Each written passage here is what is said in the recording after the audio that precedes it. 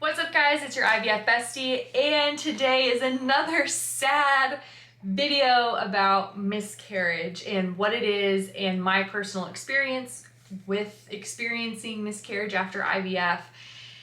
And please be patient with me. I know that this is like really sad. I hope to be posting hopefully more happy content, but I figured it's something important that I really want to talk about because I had no idea what a miscarriage actually entailed, how long it took. Going into my pregnancy, I didn't even consider miscarriage after the embryo transfer. Like, I knew it was a thing that could happen, but like I was so elated and happy and felt so blessed that like I had never known what a miscarriage was, and then I was so delusional that I didn't even try to look. But from what I see, there's not a whole lot of content about it, and I really want to talk about it because it was genuinely life-altering for me. So I do have notes that I do want to reference, so if you see me looking down, I do apologize. And then I do want to preface that this is a little therapeutic for me because just talking about it, it gets it out and I can understand my timeline, and just rehashing everything. It is therapeutic and it does help. So if you ever go through anything like this, I do recommend maybe not recording it and putting it online per se, but telling people your story so that you can not move on, but accept what happened and come to terms with it, and also just understand it better.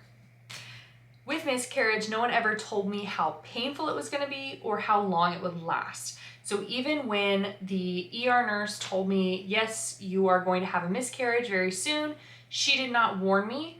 She did not say anything about a D&C. 2 days later, I went to my fertility doctor. She said, yes, I predict you will be having a miscarriage in the next couple of days. Just, make yourself comfortable. That was all I was told. Again, nothing about a D&C, which I still don't know a whole lot about, but basically from my understanding, you go and then they do whatever they need to do to get the baby out so that you're not doing it naturally. I don't know if I didn't qualify or what. I have no idea. But after talking to some other people, they were like, yeah, that's something that they can do. I don't know if it's my state. I don't know. I'm really on the fence. If I ever have another miscarriage, I don't know that I would do that. I know some other people, like friends of mine, said that, yeah, I would. They had done a D&C after they had had a miscarriage, and then their second miscarriage they were starting, they were like, no D&C. Because it's literally that painful. No one told me it was painful. So I'm really frustrated with that. But let's get into my full timeline. So I had my embryo transfer on December 19th, and when I tested 10 days later, I was 4 weeks pregnant. And that was 10 days after the 19th, so the 29th, 30th. Monday, January 6th, I was having cramping and bleeding around 2 o'clock. I went to the ER and I was there until 8 o'clock at night, and they said, yeah, you just have subchorionic hematomas. So there was nothing super out of the ordinary because it was so early, things like that, but they did get a new machine. So I got baby's heart rate, so it was 116, and I was so scared. And then, even leaving the like little room, that the lady who was doing the scan, she was like, congratulations. And I was like, that means baby's still there. And then the doctor was like, yeah, baby's still there. So then they were like, yeah, go ahead and schedule with your fertility clinic. So I scheduled for Friday, and that was in the morning, and they were like, yay, you're pregnant. Like, so happy we don't see any clots. So that was January 9th. They couldn't get the heart rate because they have an older machine. And that night at 7 p.m., I had horrible cramps, and I was passing blood clots the size of golf balls. It was intense pain all throughout the night, and I told myself, if I can't fall asleep, then I'll go to the ER. And then I if I still feel this way in the morning, I will go to the ER. So I did eventually fall asleep. I kept putting it off. I literally couldn't go to bed until like 3 a.m. and I was like, no, like I'll try again. If I get up one more time to pass a blood clot. So probably should have gone to the ER that night. But January 10th, I did go to the ER. So that was literally like what? So Monday, Tuesday, Wednesday, Thursday, Friday, Saturday, 5 days after I was there Monday. They were like, baby's heart rate is 86, you're having a miscarriage. And I was like, no, I'm not. So they were like, yeah, like there's blood clots, the heart rate went down, your cervix isn't opening, but yeah, we think it's miscarriage. So I got home, called my clinic, and they were saying, hey, come see us Monday, but if you continue to bleed, go to the ER again. And I was like, okay. So then Monday, January 12th, the baby was, hadn't really grown, but they weren't expecting him to, but it was the heartbeat, they could tell had gone down, and they were like, yeah, you should expect a miscarriage in the next few days. So again, that was Monday, January 12th. And the next day, I was in so much pain. I mean, I can't even describe the pain to you. I didn't realize it, but after the fact, I did some research, and it turns out a miscarriage is literally your body, like early labor.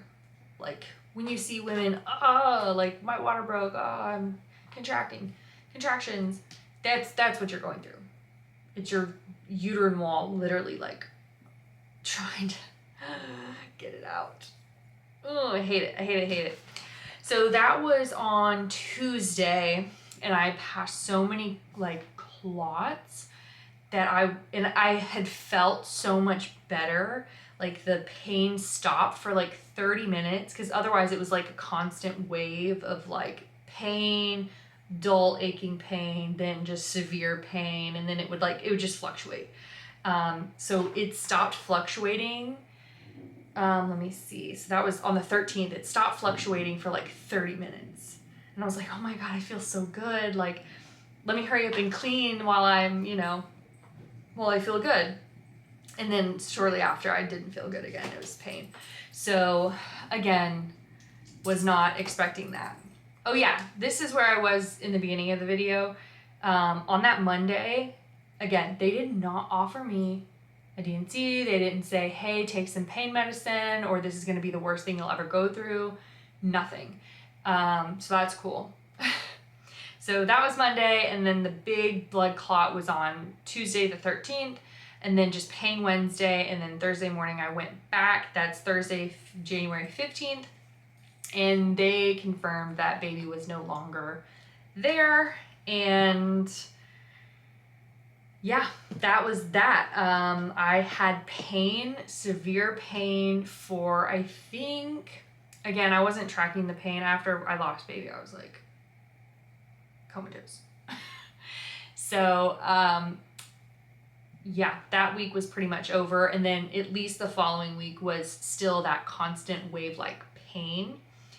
And then the following week I went back to work, and oh God, it's horrible. At dinner time that following week, so 2 weeks after I lost the baby, I passed like this, again, TMI, but it was like flesh.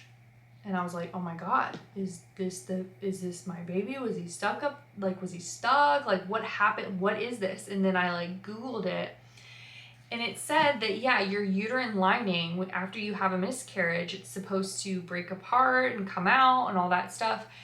Or it can just like stay as one, and then you have contractions again, and you literally like birth it. And I just was like, oh my God, why wouldn't it break apart? Like, why is this even a thing? So yeah, that's something that can happen weeks after you have a miscarriage. You then experience pain again, and your whole uterine lining comes out. So it's messy, it's painful, It's sad and emotionally draining, and I hate that that is something that happened to me. I do wish there was some sort of warning. Again, I would have been in denial the whole time anyway, because that's just who I am. And yeah, try to prepare as much as possible. But there's really no way to do that. I say that and I'm like, how would you even prepare for that? Just know that it's a possibility and know that it is painful and it can last a month. I thought it was one day. I didn't know it would hurt. I thought it was like, oh, Advil, and then it's done. Because I read, sometimes people have a miscarriage, like you don't even know. So it's very painful. That's all I have. Hopefully this is the last sad video that I make in a while. Thank you for watching, and I will see you guys next time. Bye.